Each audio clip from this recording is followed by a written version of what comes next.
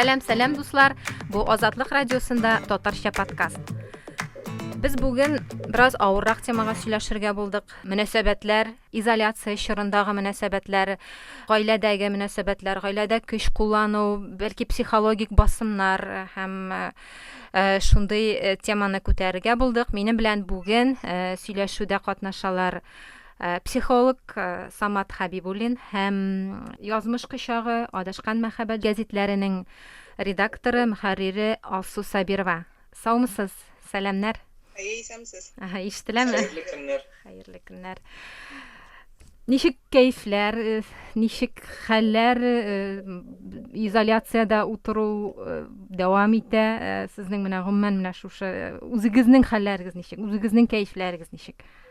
Авырмы, кыенмы, җиңелме, өйрәндегезме? Юк, ул хәтле мин авыр дип әйтмәс идем. Лично менә безнең гаилә өчен авыр түгел. Өйдә утыру, нәрсәләр эшләү, өйдә уку, өйдә ниндидер эшләрне алып бару кыен түгел. Главное интернетка эшләп торсын. Ябылу анда стенага тигәндә монда җөреп булмый дигән кешедә истерика барлыкка килә башлады. Менә танышлар арасында да миндә андай бер юк. Мен эзләп карыйм, миндә юк ул. Кеше вакыт теге нишләп бетергә белмәй, нишләргә, тегендә барып бәрелә, монда бар. Миңа безгә например вакыт җитми. Что миңа лично, что балаларга. Шир дигән әйбер үзе куркыта. Самат әфәнде, сездә ничек, сез ниндидер онлайн приемнарга күчмәдегезме? Менә балалар белән сез 3 бала әтисе.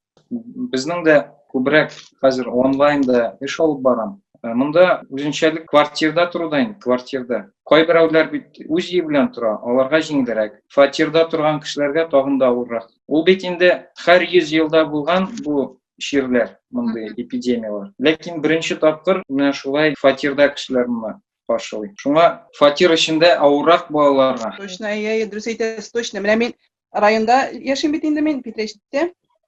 Безнең теге үз йортыбыз, у якта рәхәт. Менә теге без үзебезнең темага кирип китеп, әле укып утырдым да, карантин бит инде күп илләрдә ул күптәнрәк кертелде. Кем ул марттан бирле утыра, февраль утыручылар булды Кытайда. Менә теге шул Кытайда, Хубейда шушы өйдә ниндидер басымнарга, көч куллануларга дучар булган кешеләр полициягә шылтыратулар 3 тапкырга арткан икән. Франциядә арткан менә шундый шылтыратулар. Хәтта теге Австралиялардан да шундый ниндидер тынычрак дип уйласаң да шундый шылтыратулар арта. Һәм бездә әлегә хәлрәк. Менә мин кайбер статистикаларны карыйм. Бездә инде ул чыкмаска да мөмкин. Ләкин әлегә хәлрәк, чөнки анда әле 2 атна гына узды. Кеше әле ялгын әйтә башлады дип әйтергә мөмкин инде. Самат әфәнде, менә шу изоляция чорында гаиләләр таркалып бетмәсен өчен нәрсәләр эшләргә кирәк? Монда изоляция башлангач, миңа беренче искә төште Валли мультфильмы. Валли карагансыздыр. Анда кешеләр теге космический корабльдә утырып йөриләр, урындыкта утырып йөриләр. Урындыкта утырып, алдында экран, нәрсәдер карыйлар, нәрсәдер эшлиләр. Хәзер менә Алсу ханым дөрес әйтте, ул интернет бик мөһим дип. Менә интернетта эшләләр, особенно шәһәр кешесенә. Ул нәрсә эшләргә белмәячәк инде. Чөнки бит күпчелек кеше китап укуында бик укымый. Әтиәниләр үзләре укымыйлар, балалар инде алар тем более укымыйлар. Шуңа монда бер яктан ир белән хатын мөнәсәбәтләре бар, икенче яктан монда балалар белән мөнәсәбәтләр бар. Гел бергә вакыт уздыру ул кешене арыта бер-берсеннән. Хәтта менә космонавтларда шундый кызык әйбер бар икән. Космонавтлар бит ярты ел, 1 ел, бәлки дә күбрәк бергә бер бүлмәдә дип әйтә алабыз, вакыт уздыралар. Аларның шундый бер тартма бар икән. Башларын шунда тыгалар да, берникадәр вакыт шунда беркем аларны борчымый. Бу бик мөһим кагыйдә. Кешегә менә үзенә бер пычмак кирәк. Шуңа менә хатын-кызлар улар дөрес әйтәләр иратларына. Сен китәсең дә ял итеп кайтасың дип дигән. Менә бик дөрес сүз. Дөрес әйтәләр. Чөнки иратлар алар чыгалар да, хәтта менә машинада йөрү, ул кешене менә рәхәт кешегә. Британиядә бер ир, анда бит инде әле кырыс карантин, Британиядә бер ир үзенең машинасына утырганда чыгып киткән. 300 километр баргач моны гына туктатканнар полиция. Нишлисең дип сораган. Хатыным белән балалардан качып просто киттем.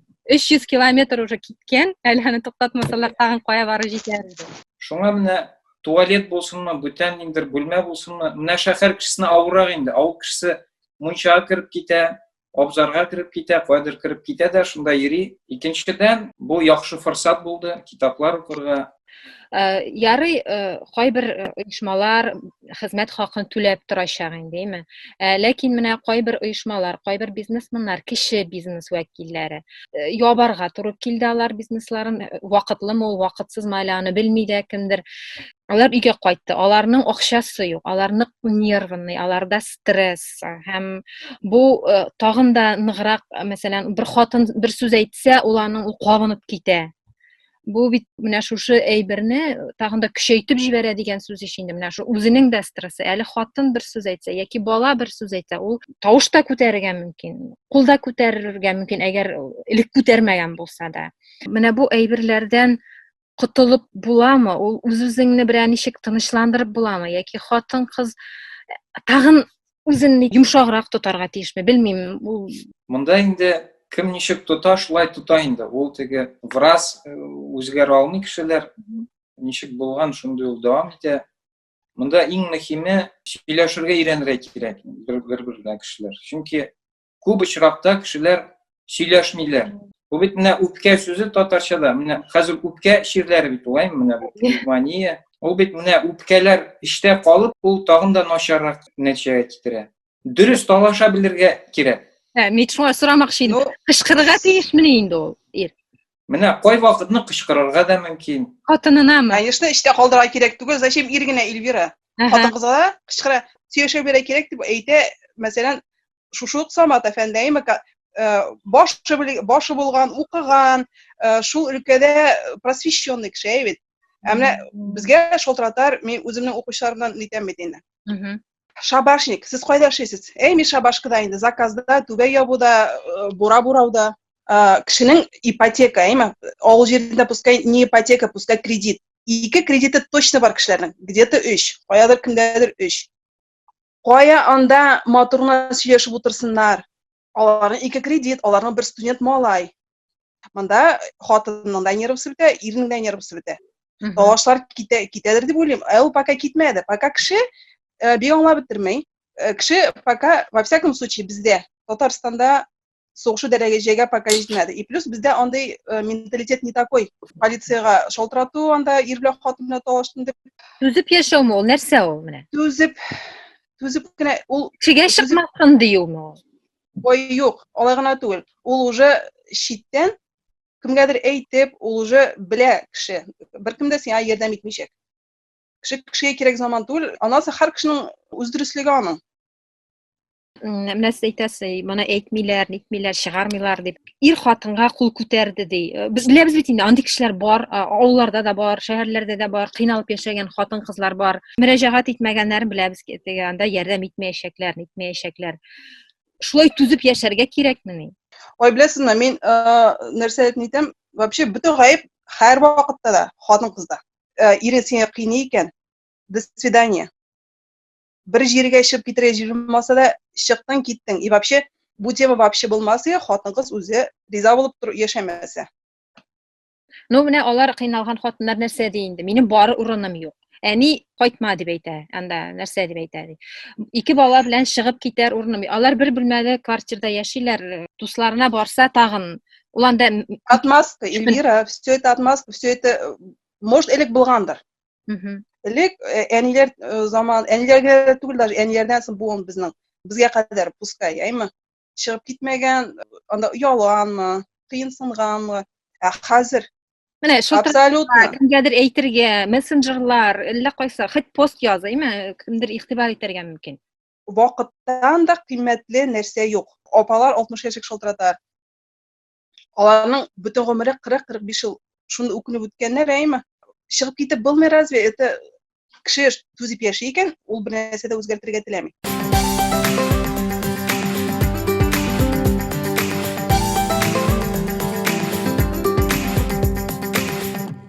Самат әфәнде, сезнең ничегрәк фикер менә бу турыда?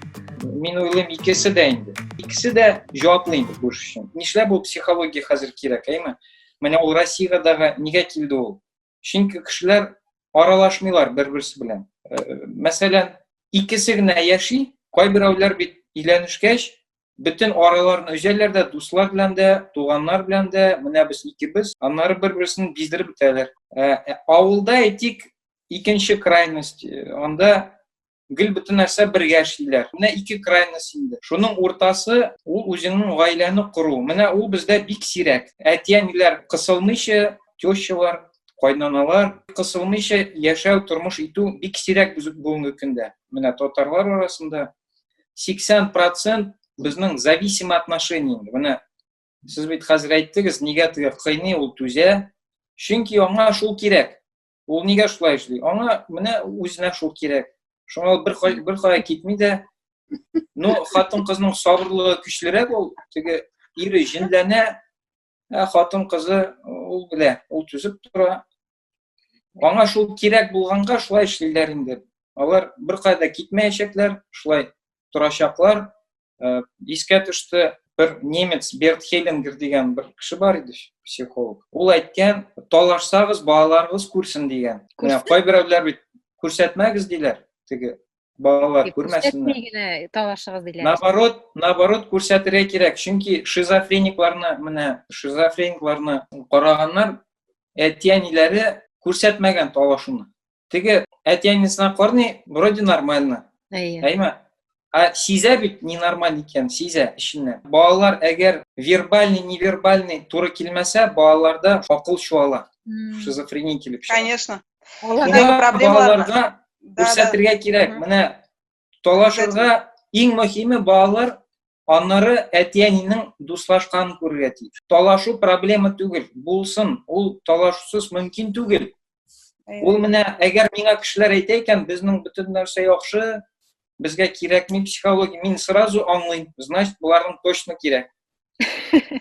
Кем әйтә юк, значит, аңарда точно бар. Ул Фрейд әйткән, менә Фрейд, Зигмунд Фрейд. Ул күптән моны әйткән. Әгәр кеше миндә юк дисә, ул точно бар дип, менә сразу нәтиҗә ясап була. Аллага шөкер, бу тынычланып куйдым. Талашулар безнең балаларга ничек йогынты ясый икән дип уйлап йөридем. Бик яхшы йогынты ясый, ничек ясый? Ул бала күрә, оказывается, һәр кешенең үзенең фикере бар икән дип. Ул нәтиҗә ясый. Һәм ул үзенең фикерен якларга өйрәнә. Әгәр ул бала күрмәсә, ул аңгырай булса, аңламый, нәрсә эшләргә икән. Менә сезгә гәзиткә кемнәр шалтырата күбрәк? Менә мондый очраклар бармы? Шундый, менә минем ирем кыйнап яши, фәлән төгән янда, акча бирми, интектерә, менә мин декретта ятам. Менә шундыйрак әйберләр, шундый басымнардан зарланып. Конкретно кыйнау дигән әйбер бик сирәк. Конкрет кыйнау дигән әйбер бик сирәк. Менә бер юлы прям ниндидер бална булып алды. Менә даже обед вакытында мен ул помню, ул бер хатны йөрәккә үткән хатын булды. 12-дән 1-гә кадәр кешене обед әйме, ул шалтырата, нитә. Шул арада да ире дә обедка кайта да, сугышып, обед белән шулай үтә аларны. Ул миңа бер тула 15 минутларга шалтырата, елый-елый. Менә тагын сугыштык, не. Но алар конкретно сугышып яшәүчеләр сирәк. Акча бирми дигән әйбер ул ансы еш, потому что ирнең акчасы машина кредитына китә, түләгән чиракта. Хатынныкы садикка түләй, мәктәпкә түләй һәм ашарга ала. Әгәр булса хатынның. Әгәр булса, я. Бар ул излеп яшәүчеләр бар. Чисто физически түгел, түзеп яшәүчеләр, яратмаучылар, ир каядыр йөри, сөйләшми, үз бүлмәсенә кирип китә. Алар безгә язалар. Кеше белән менә ул психологка кем барып җитә анда. Обычно ул Чүпрәле районы бәләкәй генә бер авылның. Аңа бит нидер әзерлек кирәк, что үзеңә проблема нужно правильно сформулировать. И әзме күпме күрсәтә һәм күрә белергә. Психологка, анда нәрсә барып керә ул, например. Аңа опять-таки кешенең беразна булса да башы кирәк, в общем, психологка барып җитер өчен. Әле акчасы дип әйтмим дә даже. Хатыннар шалтыратып нитә, нишләргә микән дип, аңа безнең кайтавазлар шундый бурны үтә, беләсезме? Мәсәлән, язмыш кычагында чыга, нишләргә микән дип. Бурны шалтыратып хатыннар нитә башлый. Дурак китсен, интегеп яшәмәсен. Жүләр булганмын дип, кеше менә үзенекен сөйләй. Шуңа күрә мин беләм, что вакыт это самое ценное, что у нас есть. Бер мизгел үтте китте. Кем белән яшәгәнеңне тоже белергә һәм әгәр ул сиңа авырлык китерә икән, әгәр ул сине кыйный, белмим нинди басым ясый икән, китәргә генә, До йөгерергә свидания. Конечно. гына. Мондыйны саклап калып булмый бит инде ул андый әйберне. Ул андый ирне үзгәртеп булмый. Андый хатын-кызны шулай ук үзгәртеп булмый, әгәр ул ирне дә үзе дә нитеп яшәргә, изеп Аны яшәргә. илгәре беләсезме? Хатын-кызларда А, яшәүче ирләрне изеп яшәүче хатын-кызлар да бар бит. Прям уж. Юк дисеңме? Бар инде нишләп булмасын. Например, кайсы белән изә, хатын-кыз ирен. Уларның башын игәүләргә дип әйтәр инде, башын игәүләргә. Но нормальный тормышчан татар хатын-кызы просто так игәүләми, это факт. Уларның тормышын яхшыртыр өчен Тормышны яхшыртыр өчен инде, моны эшлә инде, тегене эшлә инде, эшлә инде. Ну, эшләмәсә эшләмәй инде уларны. Эшләмәсә эшләмәй, аннан игәүләдә файда юк, шуңа күрә нужно вовремя собрать чемоданы. Китү иң яхшы ысулмы, Самат әфәнде, шуны әйтегез дә. Киту иң яхшы әйбер түгел. Чөнки, мәсәлән, бер хатын-кыз әтисе гел әнисен кыйнаган булган. Балачакта, бала булганда, ул беренче ире шундый булды. Кыйный торган. Икенче ире дә шундый булды. Әйтәсем килә, менә ул аерылышып, ул хәл ителми ул мәсьәлә. Икенче кеше шундый ук киләчәк. Ир-атларда шундый күргәнем бар. Икенче ир андый булмаса, если бы она работала бы, если бы она знала үзенең проблемасын, Да, поэтому менә аны хәл итәргә кирәк. Ул аерылышып менә хәл ителми шул. Чөнки бер кешедән китеп, икенче кеше шундый ук кешене син притягивает такого же. Кылганым бар шулай дип. Аны менә күп тапкыр күргән бар үземнең. Үзең белән эшләргә кирәк.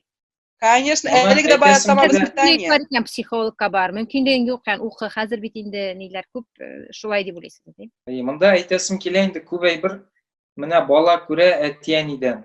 Шуннан да ана булу ул зур сынау инде. Менә шуны күрдем. Менә безнең пәйгамбәрбез әйтеп калдырган. Хатын-кыз фитнәсе иң зур фитнә булачак дип, әйме? Аны мин баштарак уйлыйдым менә бу теге инде турында. Теге шәһвәт турында, менә бу җинси мөнәсәбәтләр турында. Хәзер инде мин күптән аңладым, бу ана булуда. Менә бу фитнә ул ана булуда. Чөнки ана булу ул менә ни кебек, илаһ булу кебек. Хатын-кыз шул хәтле үзендә менә үзен көчле хис итә, илаһ итеп үзен саный башлый. Шуңа, мәсәлән, баласы иләнә, баласының тормышына кысыла, кияүгә чыга, баласының тормышына кысыла, рәхәтләнеп аерыл дип әйтеп куя, бер дә уйламыйча, үзен генә уйлый. Ул моментта үзен генә уйлый. Ул илаһ итеп үзен саный. Ул хатын-кызлар. Шуңа бу вакыт замана, хатын-кыз заманасы, шундый вакыт. Монда ир-атка бик сак булырга кирәк. Теге ир белән хатын туган түгел бит инде алар, әйме? Бездә бит шулай кешене тәрбиялиләр. Менә әйтәләр балачактан, әйме, әти-әниләр мәсәлән әйтәләр.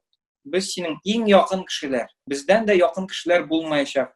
Менә балачактан ук алар кешегә сеңдерәләр, туганнар гына якын булалар. Ул уйлый башлый, что хатын да аңа туган булачак, аның әнисе дә туган булачак. Шуңа бездә мәсәлән татарларда әни дип әйтәләр бит инде. Кайнанага. Хотя ул берни әни дә түгел, беркем дә түгел. Дөрес әйбер дә түгел, между прочим. Урысларда миңа ашый, аларда теге Мария Ивановна бик матур хөрмәтләп дәшәләр. Бездә менә нигәдер шундый менә куан килеп чыккан ул гадәт, ул начар гадәт. Минем әйтәсем килә. Дөрес. Бар яхшы гадәтләр, бар бестолковый гадәтләр. Менә гадәт ул кирәкми. Чөнки теге кеше әни дип менә аңа әйтәләр, ул уже хакын ала. Аңа бит әни дип әйтәләр, значит, мин әни. Ул бернинди әни түгел. Менә күп әйберләр белмәгәнлектән килеп чыга. Ир хатын белән алар туган түгелләр. Алар просто ир белән хатын. Шуннан менә ниндер конфликт килеп чыккач, әлбәттә балага таба юньләнү ул җиңелрәк. Ир белән хатын талашалар. Хатынның ярар моннан булмас инде, менә улымнан булыр дип уйлау, конечно, ул җиңел. Менә ул заманчивый идея, что яра ирдән булмады, менә бу балам, ул минем туган балам, это лучше от него, лучше от меня. Менә ул фикерләү бик ялгыш инде. Шуннан маленький сыночеклар, папин дочкалар, әни малай турында шулай уйлый, әти кызы турында шулай уйлый, принцесса. Хотя ул әнисеннән никак не лучше, и теге малай да әтисеннән никак не лучше. И аннары ул малайда сомнение в себе, ул үзендә шикләнә. Әнисе бит әтисен булдыксыз дип әйткән. Менә киләләр шундый семьялар. Мәсәлән, мусульманнар киләйме? Хатыны ир турында әйтә, бу булдыксыз. Ир әйтә хатыны турында, бу шундый рухи яктан бик көчле шәхес ди. Ир турында булдыксыз дип әйткән хатын-кыз, ул күп манда Коръән укыса да, ул уже все это недействительно. Ул дөрес түгел. Чөнки ул кешене хөрмәт итми. Ул үзен өстен куя. Ә балалар аны күрә, менә ике малай бар. Ул малайлар күрәләр, менә әнибезнең әти турында булдыксыз дип әйтә. Димәк, без дә булдыксыз. То есть менә андый бала үзенә дә ышанмый, и бүтән кешеләргә дә ышанмый. Шуңа әти-әни белән мөнәсәбәт бик мөһим, бик мөһим. Ир-ат белән хатын-кызның мөнәсәбәтләре теге айс булмаса да айс, да? Айс. Ул яхшы, шулай дәвам итәргә кирәк. Ләкин бер кайчан да балаларга ставканы ясамаска кирәк. Чөнки бала, менә бездә теге кеше олайган сайын теге маразм бит килеп чыга кешедә. Безнең дә туганнарда чатлар бар, чатлар әйм теге WhatsApp'та. Шунда ул яшьтә кешеләр инде менә әти-әнигә хөрмәт, менә шул темага багышлап шукый башлыйлар. Шул гел шигырьләр, шул темага аларга бик ошый инде. Менә бу инде менә бу кешеләрне бик жалко инде, бик жалко. Чөнки алар эгоист, менә үзен, канәгатьсез кешеләр. Менә әйтәләр инде, бала күзе далада, ана күзе балада. Шуны гаепләп әйтәләр кешеләр. Теге олы яшьтәге кешеләр, менә сезнең күзегез далада, ә безнең күзебез сездә. Соң алай эшләмичә нәрсә эшлисең инде? Әнигә карап утырып булмый, әтигә карап утырып. Дальше барырга кирәк.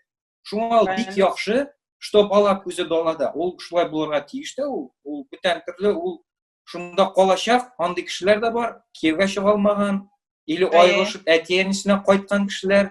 Менә алар шунда калалар инде. Бер-берсен гаепләп. Әнисе тегене гаепли, бу әнисен, әтисен гаепли. Шуңа моңа игътибар итмәскә бик яхшы шулай далада юлны дәвам итәргә кирәк.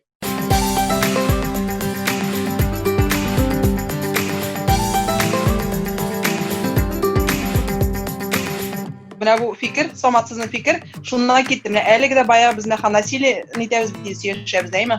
Менә 38, 33 яшьлек әгерҗе егетләре. Юк, соңгысы 32 яшьлек әгерҗе егет, әйме? Менә насилие, точно. Шундай матур исеме әйтте мен ул республикада бер исемдә. Йөргән кызы моның марҗа булган. Әниләре риза булмаган. Булар вообще ул марҗа булса да ул татарча гына сөйли иде дин. Бу бит татар авылы, просто сама русская. Әниләре все кире төшкән, бу марҗа көтеп тормаган бит инде моны кире, бу марҗа кире чыкканда уматалы. И бу егет хәзер безгә хат яза, яна шалтыратыштык ниттек. Әни хәзер хит марҗа булсын, хит балалы ике хатын булсын, өйләнгәнә. Вот оно насилие, да, тоже. Пускай не физическое. Вот насилие. Нәрсәгә, может, бәхетле булган булыр, Господи, шул марҗадан. Может, аны менә ул хәмлә бер татар кызы белән дә ул әллә бәхет таба, әллә бәхетен тапмый. Әйе, монда шуны әйтәсем килә, менә бу очракта, әйме? Ул бер яктан теге гаип әти-әнидә кебек күренсә, әйме? Шулай күренә инде. Менә алар теге ирек бирмәгәннәр, ризалашмаганнар.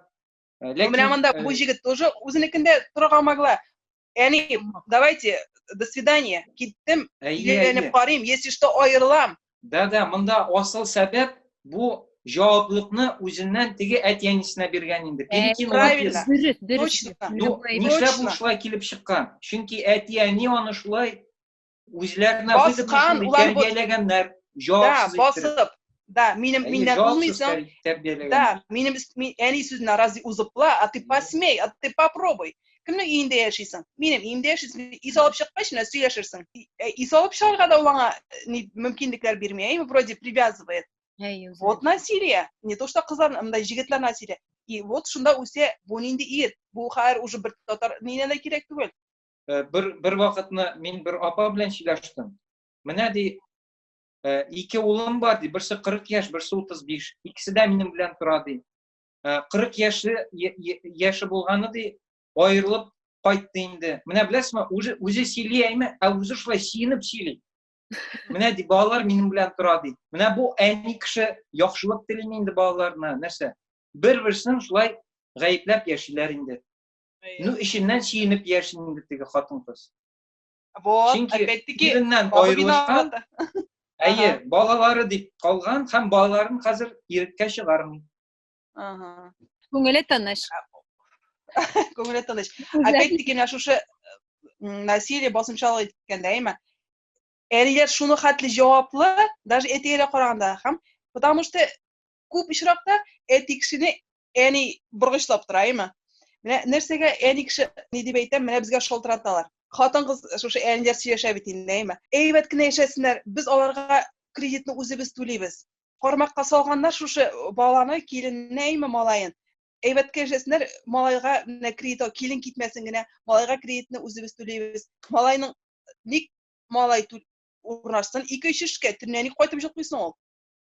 Әйе. Кредитты да үзе түләсен, машинасын да үзе түләсен. Әлегә бая кемгә вот это медвежий услуга ник кирәк соң ул?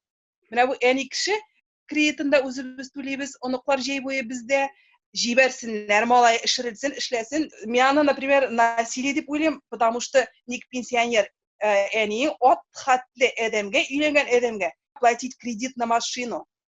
Опять-таки насилие. Уланы, вот это какая, Самат, нәрсә дип атау? Какое насилие дип атау? Психология какая-то мягкая формасы уланы. Менә бу как раз насилие бар инде. Менә әти-әниләр баланың тормышына кысылу иң зур зулымнарның берсе инде бүгенге вакытта. Конечно, ник кирәк ул. Мин кызга әйтеп куйдым, 18 яшь тулды. До свидания. Я тебе, короче, семья кунакка кайтасың, күчтәрешләреңне тиеп. Татарларда бит элек әйткәннәр, кияүгә чыккан хатын-кызга кайтсаң кәфенлектә кайтасың дигәннәр. Ужас. Хәзер бит безнең шулай менә проблема, менә Җирдә таш бул. килә гаилә, менә ике кеше килә. Шунда ди, менә инде аларның балалары бар, 3 баласы бар. Хәзер хатын-кыз әйтә, булар инде аерым торалар. В основном киләләр кешеләр или уже разводтан соң, или менә аерым торалар, шул вакытта килә. Менә Алсу ханым әйтте бит, авылда, конечно, алар килмиләр. Алар пока аерылышмыйча килмиләр алар. Килә яшь гаилә, 1 ел бергә торганнар, 1 ел. Һәм яңа ел алдыннан нык талашканнар. Теге барганнар хатынның өенә, кияү бик сүккән хатынның әти-әнисен. Аннары хатын әйткән, әйдә хәзер синекләрне сүгәм дигән. Барганнар, килен тегенең әти-әнисен сүккән. Шуннан булар аерым тора башлаганнар. Шуннан булар киләләр, менә ди, шулай, теге ир әйтә инде, һәр атна йөрибез ди авылга, теге хатынның авылына. Биздем ди. 1 ел буена һәр атна выходнойлар шунда ди. Теге хатын-кыз әйтә, менә почти һәр көн ди, без бер шәһәрдә торабыз ди, кайнана белән. Почти һәр көн 1 сәгать алдан шалтырата ди, шуннан йөгереп чабабыз ди. Свекровка инде. Әйе, кайнана. Шуннан сөйләштек тә, булар киттеләр. Теге ир сорый, без гафу үтенергә тиешме ди. Мен әйтәм, кирәкме, гафу үтенмәгез. Шуннан теге ир әнисен җибәрә. Әни свекровь. Свекровь белән сөйләшәбез. Менә ди, бик усал дип теге килен. Шундый миңа шундый сүзләр әйтте ди. Чын барлыкта ул аңа көнләшә. Ул үзенең тормышын сөйли, менә мин ди килен булдым ди. Мин килен смогла, она нет. Жизнь шуннан сөйләшә торгач, ул менә ди, ул килен яхшы кеше ди. Бу на самом деле менә минем малай дигел зарлана ди киленгә. Шул малай зарланмаса, килен ул бик яхшы ди. Тыңламасын малайын? Тыңламасын, нишәсен малай сөйләгәч тыңлый инде. Тыңламасын? Мен хатынына зарланасы булма, и все. Да. 2 сапога бар. Менә бу яшьләр, конечно, молодцы. Шулай килгәннәр, алар хәзер эшлиләр. Әнисе дә хәзер аңлай инде. Әнисе менә мин чөнки карыйм, ул теге укып та бара, сорый, менә бик шәп. Менә андый гаиләләр күбрәк булсын иде. Конечно. Аның өчен әлегә дә бая баш кирәк. Саморазвитие, обучение, конечно. Но андыйлар шундый әз бит ул. Андыйлар шундый әз, күп очракта менә безнең әниләр поколениясе, алар уже катып калган. Алар уже үзгәрә алмый. Аларның үз дөресе итти ничего не докажешь. Бала ул бөтен кешегә якындыр, конечно. Аны сөйеп кенә утырган буласың. Мин дә теге чыгып китәсең, менә кунакка гына кайтасың дип. Аны хәзер әйткән булабыз, ә кем белгән потом Нәрсә буласын. килеп терәсәң ничек буласын. Шуңа күрә килеп терәсәң ничек буласын дип куркып утырганчы балаларны бәләкәйдән шулай кат итеп нитергә кирәк. Тормышка әзерләп, кайбер кеше ми бала янда теге ни слишком теге авырлыкларны күрсәтмичә, нитмичә. Bütün evini satıp alıp. Теге ой мин эшкә киткәндә ашарга пешерергә өлгермәдем, пешерә белмим. Ничего страшного, әзрәк ачта утыра, җигереп кенә как-нибудь магазинга да барып килә, или килмәсә шул өйдәге калган ипине ашап тора. Ничего страшного. Теге соғыш заманнары түгел, мин например шулай гына дим. Өйдә барыр бер-ике бәрәңге була, кишер була, не ул хәтле артык теге ашарга пешереп первый, второй компотты фәлән түгән, не надо. Рәхмәт сезгә сөйләшүегез өчен, без бик озак сөйләштек. Гаилә мөнәсәбәтләре, ир белән хатын, кайнаналар, туганнар белән мөнәсәбәтләр турында сөйләштек. Безнең белән сөйләшүдә психолог Самат Хәбибуллин һәм журналист, Язмыш кочагы газеты редакторы Алсу Сабирова булды. Айык акыл белән фикер йөртик. Үз фикеребезне әйтә белик һәм басымнарга түзмичә кешедән ярдәм сорарга өйрәник, әйме? Һәм үзебезнең проблемалар турында сөйләргә, әйтергә өйрәник.